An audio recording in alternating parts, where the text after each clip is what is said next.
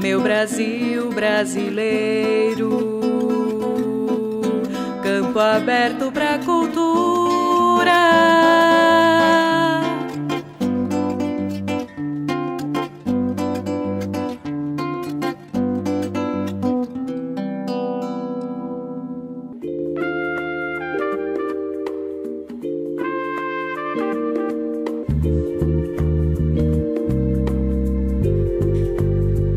Boa tarde, ouvintes! Obrigada pelo carinho da audiência.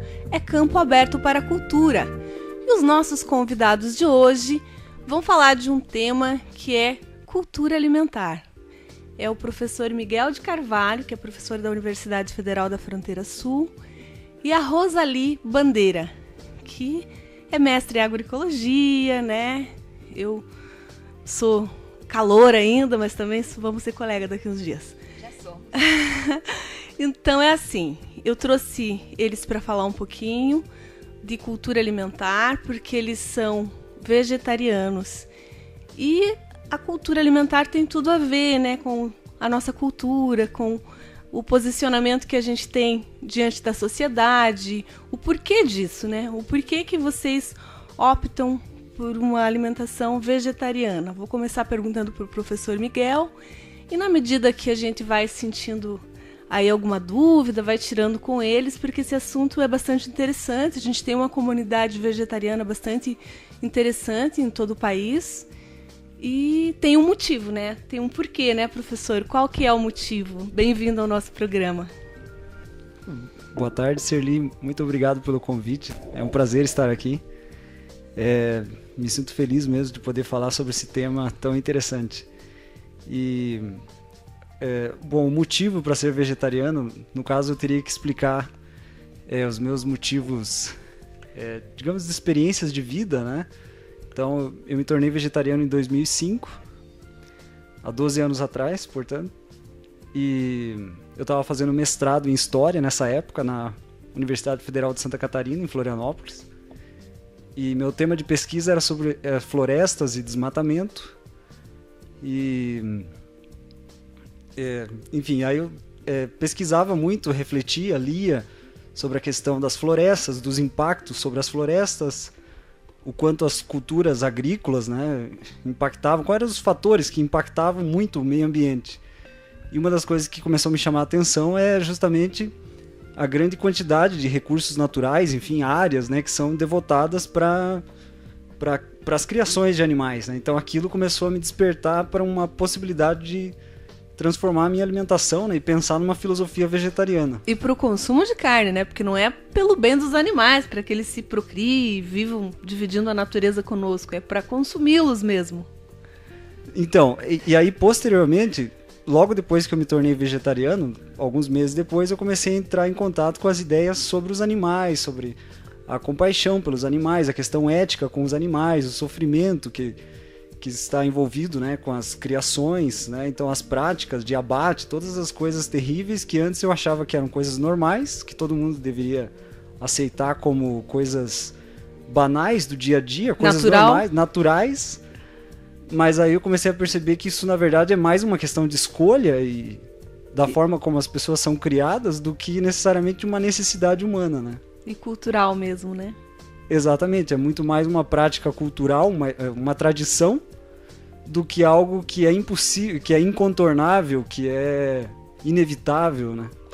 E uma questão de convencimento, né? Também por isso que hoje eu acho que vocês têm uma responsabilidade grande de falar disso pra gente de uma forma assim que a gente consiga se convencer. Porque eu, por exemplo, eu poderia ser vegetariana, eu posso passar sem carne muito bem, né? Eu sei cozinhar alguns alimentos que não precisa usar carne.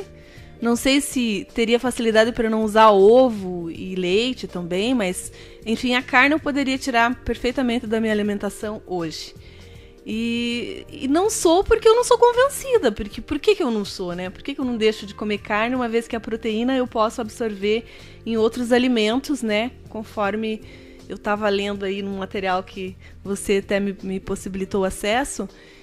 Então é isso, né? A questão do convencimento. Então eu queria passar para a Rosalie um pouquinho, se apresentar também, falar quais são os motivos dela, por que você optou pela alimentação vegetariana.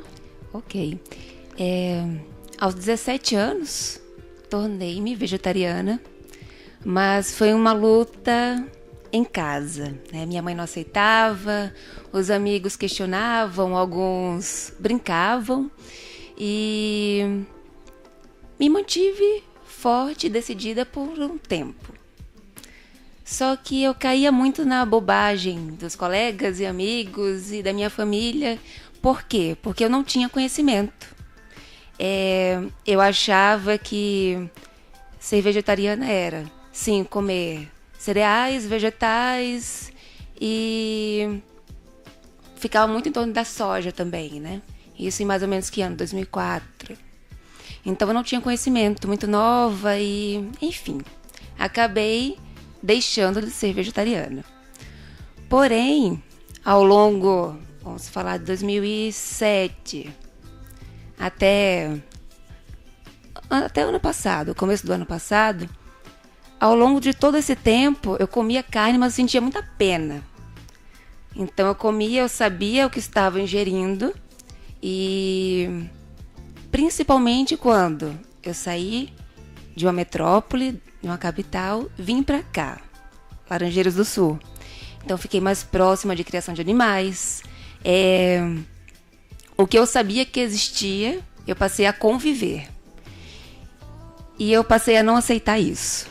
Sabe, quando eu olhava aquilo e ver que pessoa, hoje é o dia de vamos matar o boi, vamos carnear, Abater um animal. Exatamente. Então, aquilo ali passou a mexer muito comigo. Então, sempre que eu me alimentava e tinha uma carne, que hoje eu não digo assim, eu não falo mais carne, eu digo que tinha um animal no meu prato, eu comia. Mas sentia muita pena, muito remorso. Não estava mais sentindo prazer de comer carne. Nenhum. Ao ponto que eu pensei, ok, se eu estou sentindo pena, se isso está me incomodando, por que eu ainda como? Então entra realmente na questão do hábito, da cultura, né, em estar se alimentando dessa maneira, com animais. Então, no início do ano passado, fiquei decidida. Falei, não, agora... Retomou para valer. Pra valer. Então agora quem vai mandar sou eu. Então já pode se cadastrar lá na não associação. Meu paladar. Que a gente brincava no início, antes de começar o programa, né? Que o Miguel já é cadastrado na Associação dos Vegetarianos do Brasil. Não sei se é bem esse o nome. E que a Rosalie ainda não é. Eu perguntei se ela estava com medo de ter recaída. Mas pelo jeito não, né? Não, isso aí tá tranquilo. Tá certo. Então, professor, eu estava lendo um pouquinho sobre o tema, né, antes de conversar com vocês, e um dos argumentos ali da sociedade vegetariana brasileira, né, acho que agora acertei, é de que enquanto você extrai 1 quilo de proteína animal, você precisa investir de 2 a 10 quilos de proteína vegetal para poder obter essa proteína animal, que na verdade é a mesma proteína. Elas têm a mesma equivalência? Sim, elas têm. Na verdade, as proteínas são feitas de aminoácidos, né? Então, o que nós precisamos são os aminoácidos, e os aminoácidos estão presentes tanto no reino vegetal, né? Os aminoácidos que nós precisamos, no caso, né? Que existem aqueles, quanto no reino animal, tanto animal quanto vegetal, né? Então, na verdade, não há... é um grande mito, né, achar que a carne, somente a carne tem as proteínas que nós precisamos. Ou que né? tem uma proteína mais forte. Ou algo assim, do jeito, seja mais potente, digamos assim, né? Acho que tem isso no imaginário de quem come ela carne, né? Seria de uma qualidade superior, né? Isso. E que as proteínas vegetais já estão numa inferioridade. Né? Me parece que tem isso, assim, né? E tem esse sentimento. Então, de quem argumenta que precisa continuar comendo carne. Eu só queria complementar uma coisa que, no meu caso, eu sou historiador, então não sou das áreas da bioquímica, não poderia falar com tanta propriedade dessa área específica da nutrição, por exemplo, né? Mas no caso, eu estudei bastante sobre a questão do suíno, né, do porco, recentemente na minha pesquisa de pós-doutorado. E uma das coisas que me chamou muita atenção no estudo do suíno é que, como ele se trata também de um animal onívoro, né, assim como o ser humano, digamos, no seu estado original, né, lá no Paleolítico, no estado de natureza, mas o porco, ele também, o suíno, né, o porco, enfim, ele numa alimentação vegetariana, ele se dá muito bem, né, ele se adapta muito bem. Inclusive é o método preconizado nas granjas intensivas de produção animal, né? Que a comida dele é basicamente soja e milho. Uma comida vegetariana. Os que se alimentam de ração têm resíduos de ossos, né, na ração. Mas não é necessariamente... Não é um... Não precisa ter, né? Então, mas vamos complementando aí, a Rosalie vai falar. Serli, nessa questão da carne, uma coisa que eu percebo é muito pela praticidade. Então... As pessoas equivocadamente acham que a carne é a única fonte de proteína, ou a maior, né? Mas, na verdade, eu percebo que é muito pela praticidade. Então, por exemplo, o que eu vou almoçar hoje? Eu não, é outra pessoa. O que vai almoçar hoje? É arroz, feijão, salada e carne. Sempre a carne. Sempre carne, e muita carne. Então, acaba sendo pela praticidade. É a cultura.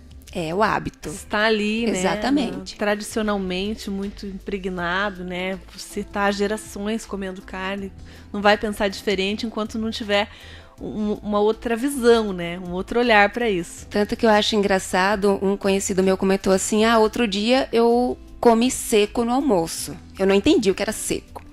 Ele, não, eu comi arroz, feijão e salada. Eu fiz, você comeu seco? Mas você não comeu seco? Tinha até uma saladinha? Tinha uma salada. Então, assim, ele não sabia, mas esse prato dele, claro que depende da quantidade também de salada que tinha, né, de vegetais, enfim. Mas, nutricionalmente, estava relativamente ok, né? Porque tinha questão de cereais, feijão, ótima fonte de proteína. O arroz também tem fonte de proteína, se for integral, mais ainda. E... o ideal é que preencha pelo menos metade do prato de saladas, de preferência cruas, né?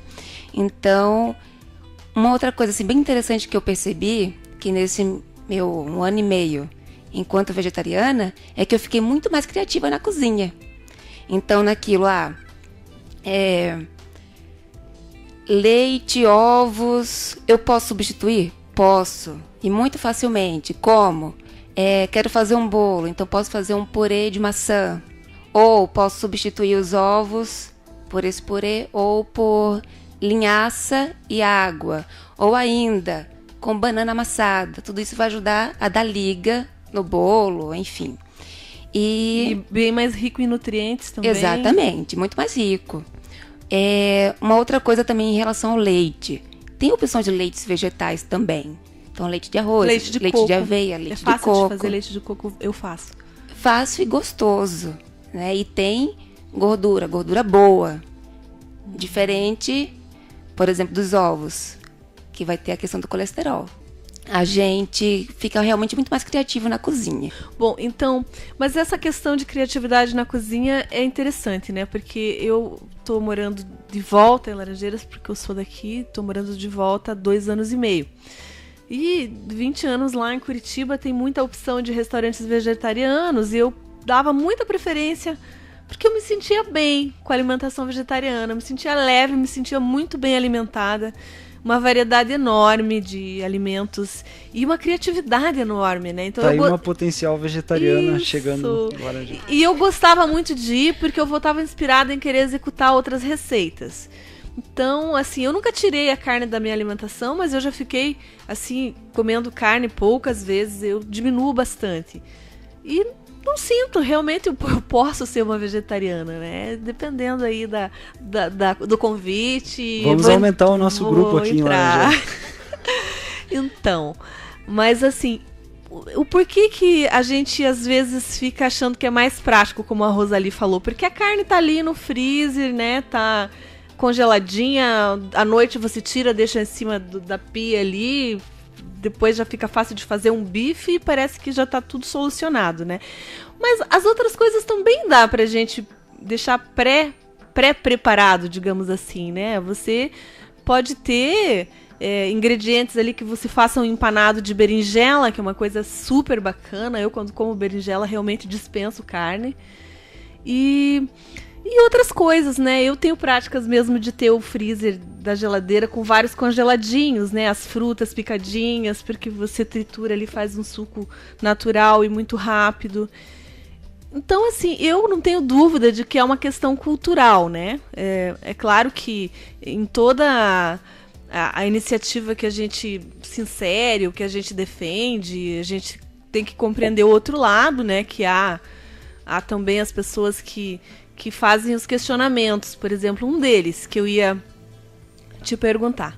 Então, também, lendo lá o material, um dos argumentos dos vegetarianos é que a gente precisa parar de alimentar a exploração de pessoas, porque nas grandes fazendas, onde se fazem as criações de gados, de suínos, ocorre a maior parte do trabalho escravo ainda no Brasil, que, né, muita gente pode duvidar. Nossa região aqui é uma região de gente muito boa, que acredito que não tenha isso, mas há muito trabalho escravo ainda, né, no nosso país. E diz que ali no site da sociedade que há muito trabalho escravo nas fazendas.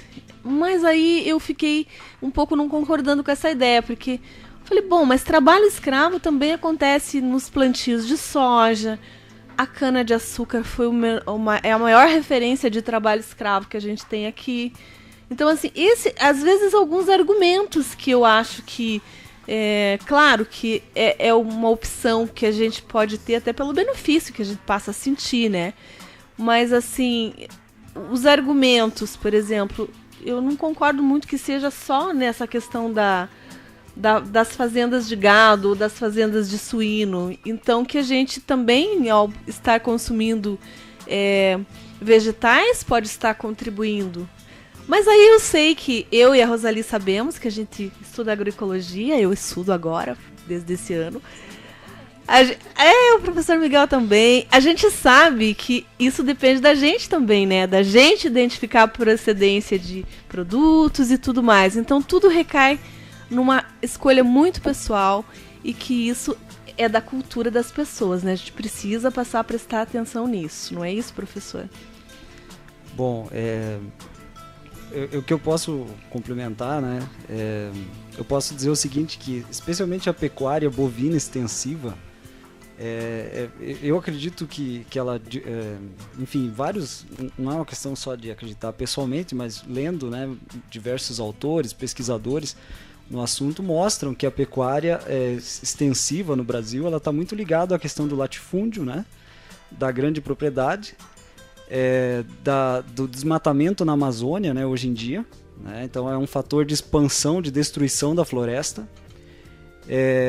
e ela é uma questão também que prejudica a reforma agrária, inclusive, né? Porque como se trata de um uso ineficiente da terra, extremamente ineficiente, né? Um boi, ele ocupa muito espaço, gasta muita energia, água, uma série de recursos que vão de energia elétrica nos frigoríficos, nos congeladores, nos supermercados, uma série de processos. Então é uma forma extremamente ineficiente do uso dos recursos naturais, né? E que usa muita terra, muita área. Então ela prejudica a reforma agrária, ela prejudica a questão ambiental, prejudica a biodiversidade tropical brasileira. E os relatórios que mostram essa ligação ainda com o trabalho escravo, né? Então o trabalho em geral com a pecuária, nos frigoríficos, é um trabalho, às vezes não é escravo, mas é muito humanamente degradante, né? E irracional até, né? Porque você pode ir direto à fonte de proteína e você vai esperar um processo para passar pelo boi, para daí vir no seu prato. Exatamente, os vegetais sempre são mais eficientes, né? O que me chama muito a atenção da sociedade vegetariana é que os vegetarianos, em geral, eles têm de graduação para cima, né? Ou seja, são pessoas que estudaram e tomaram consciência disso por convicção de consciência mesmo, de ter certeza disso, de que não há necessidade, né, de passar, de fazer um consumo que acaba recaindo na mesma coisa, né? Você pode ir direto na proteína, enquanto que você adia ali. Por que será, né? Isso tem motivo também, né, professor? Tem um mercado aí.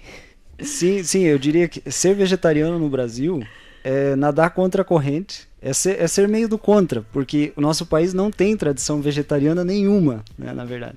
Então, o nascimento de um movimento vegetariano no Brasil, que é o que está acontecendo, né, a própria sociedade vegetariana, ela surgiu só em 2003, então é uma sociedade muito nova se comparar com a Inglaterra, que tem uma sociedade vegetariana desde o século XIX, por exemplo. Então, o movimento vegetariano e os vegetarianos no Brasil, eles são todos pessoas agora, dos últimos tempos, né?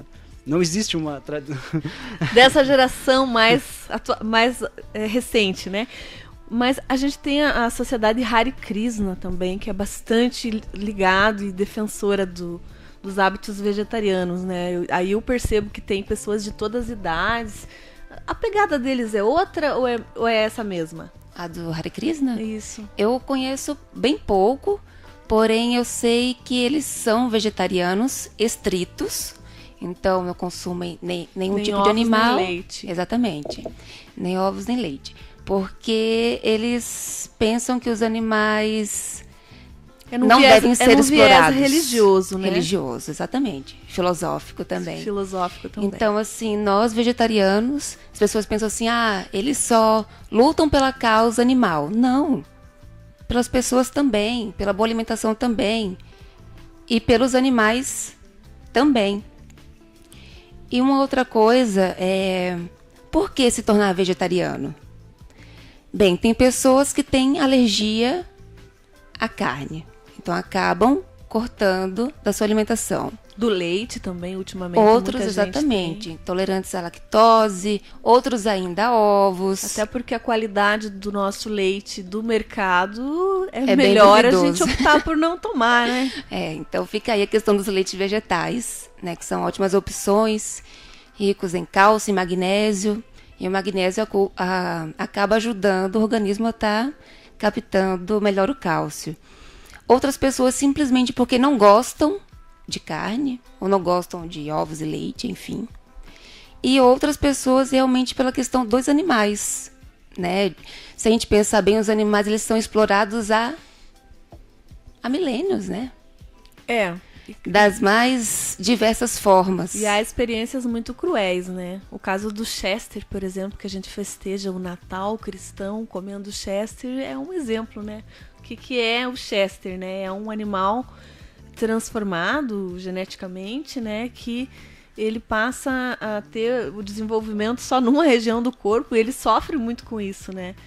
Então, mas falando assim do lado prático, assim, da vida de vocês no dia a dia, como é que vocês encontram os produtos desejados para comprar? Porque assim, ser vegetariano também é pensar numa série de outros requisitos, né? Não é só, não vou mais comer carne, não. Tem um porquê, né? Tem um comprometimento ético, principalmente. Então, como o professor Miguel disse, ser vegetariano no Brasil é remar contra a maré. Eu fico imaginando como é que é ser vegetariano em Laranjeiras do Sul. Boa pergunta. Em Laranjeiras do Sul, onde nós estamos aqui, porque aqui é uma região onde o povo come muita carne. É verdade. E porque tem muita carne disponível, né? Então, assim, como é que é para vocês ser vegetarianos aqui em Laranjeiras do Sul? Já há uma comunidade? Que grupo que é esse? Tem um grupo grande? Então. Outro dia eu até comentei com o Miguel. Eu falei, Miguel, às vezes eu me acho um ET em Laranjeiras do Sul. Porque quando eu digo que eu sou vegetariana, o pessoal já me olha esquisito. Mas por quê? Essa é a primeira pergunta. Mas por quê? E eu explico. Você não pode comer carne? Eu explico assim, que realmente pela questão dos animais, que eu não concordo que eles devam ser mortos só pelo nosso paladar. E, ok, algumas pessoas entendem, outras aceitam, outras continuam com aquela cara de que não entendeu nada, mas tudo bem. Mas assim, ser vegetariano é fácil. Por quê? Frutas, verduras, cereais. Aí tem um outro mito, ser vegetariano é caro. Isso também. Não é caro. Saber.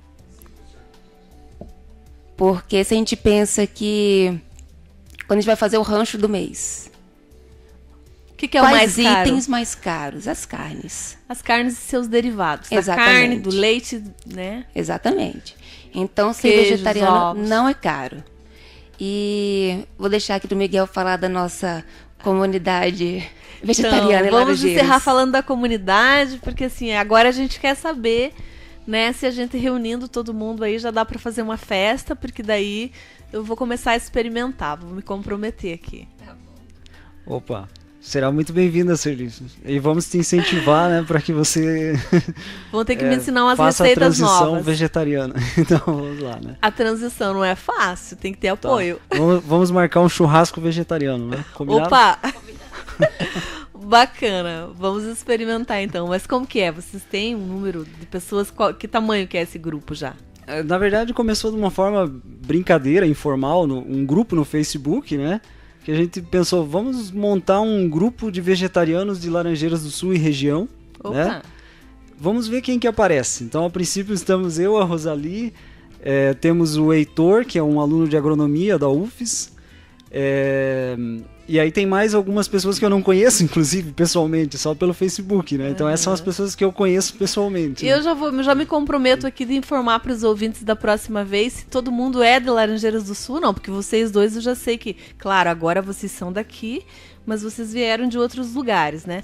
Então eu quero fazer essa pesquisa, quero saber nesse grupo quem é que é, depois vocês vão me inserir, que eu vou ser a nova vegetariana.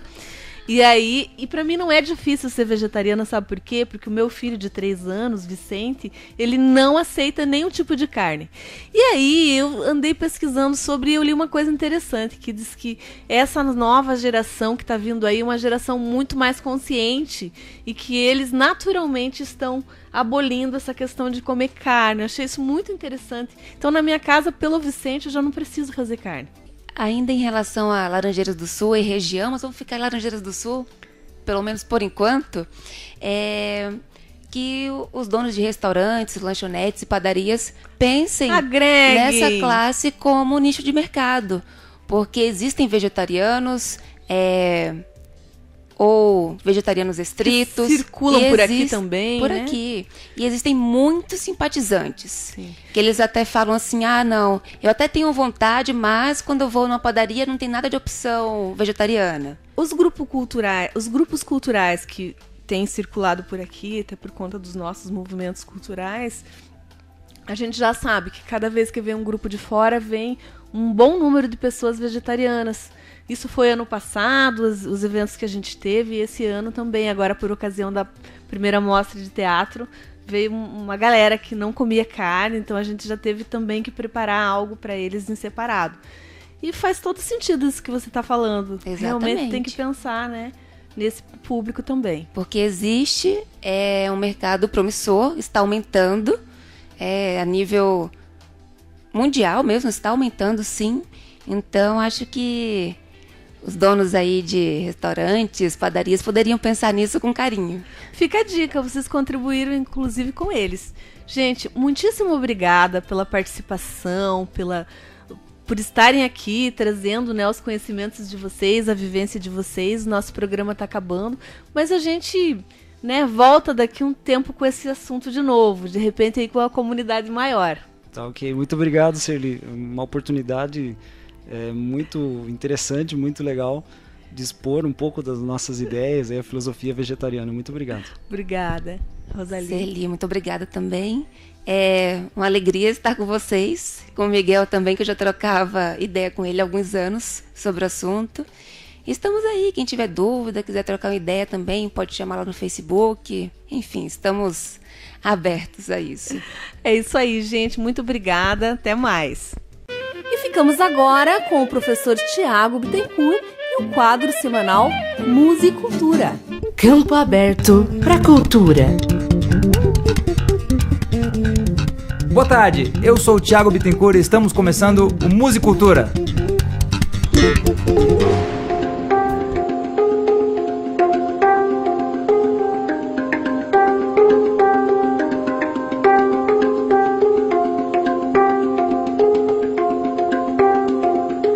Boa tarde. Todos nós conhecemos instrumentos musicais clássicos como o violino, o cello, o violão, o trompete, o tambor e a flauta. A lista é bastante longa. Embora pareça que conhecemos muitos, existem uma infinidade de instrumentos que desconhecemos porque simplesmente não fazem parte de nenhuma orquestra e de nenhum conjunto convencional, sendo apenas utilizados em lugares específicos do mundo. Reuni aqui no programa de hoje 6 instrumentos musicais que você talvez jamais tenha escutado, ou se escutou e nunca viu sendo tocado sozinho. O primeiro deles é o tambor de aço. O tambor de aço é originário de Trindade e Tobago e o seu som característico nos evoca a atmosfera de uma ilha, sendo muito utilizado nas músicas caribenhas. Você pode ouvir esse instrumento na música Time, do Pink Floyd, com um solo de tambor de aço. Outro instrumento bastante peculiar é a cítara, que é um instrumento de cordas que vem da Europa e que pode ser ouvido em várias canções folclóricas da Áustria, Hungria, na Eslovênia e na Croácia. O seu nome vem da Grécia Antiga e possui origem comum com o violão e o cítara indiano. Uma música que você pode ouvir claramente a cítara seria o musical Terceiro Homem. A tabla também é um instrumento musical muito popular nas culturas da Índia e do Paquistão. É formada por 2 tambores de tamanhos diferentes, onde um é bem pequeno, que faz som agudos e breves, e o outro maior com um som profundo e único. Outro bastante comum são as trompas dos Alpes. As trompas dos Alpes é um instrumento musical tradicional da Suíça, que parece com uma trompa de caça gigante e com um cabo alongado. Ela possui variações sonoras bem limitadas, mas seu som é forte e pode ser ouvido a quilômetros de distância entre as montanhas. Antigamente era usada para transmitir sinais entre aldeias alpinas. Você pode ouvir essa trompa na música Macarena, que todo mundo conhece, tocada pelo instrumentista Cody Baumgärtner. E não menos importante, nós temos também a cuíca, que é o nosso instrumento usado bastante nos ritmos de samba e pagode, e ela é um instrumento musical semelhante a um tambor, com uma haste de madeira presa no centro da membrana de couro, pelo lado interno. E o som é obtido friccionando a haste com um pedaço de tecido molhado e pressionando a parte externa da cuíca com o dedo, produzindo um som de ronco característico. E esse instrumento tem origem na África. Troquei minha viola por uma cuíca, eu troquei, vamos ver como é que fica. Eu não sei, troquei minha viola por uma cuíca, eu troquei, vamos ver como é que fica. Viola tem corda, mas não repinica. Viola se afina, cuíca se estica. Em roda de samba, viola é quem chama, cuíca reclama. Quem forma o cordão diz um verso e vai embora. Quem fica de fora é quem puxa o refrão. Mas eu troquei minha viola por uma cuíca. Eu troquei, vamos ver como é que fica. Eu não sei, troquei minha viola por uma cuíca. Eu troquei, vamos ver como é que fica. O meu sapato é o piso do meu bairro. Ando firme, só deslizo. Espero que tenham gostado e até a próxima. Grande abraço. É campo aberto para a cultura e você, ouvinte, é nosso convidado no próximo domingo com mais um tema relevante sobre a cultura do nosso município e da região. Campo Aberto para a Cultura. Apresentação, produção e direção, Celi Andrade. Gravação e edição, DJ Gomes e Valdecir de Oliveira. Apoio, Universidade Federal da Fronteira Sul, Rádio Campo Aberto, Iguaçu Antiguidades, Som de Davi, MW Produções. Brasil, meu Brasil brasileiro. Campo aberto pra cultura.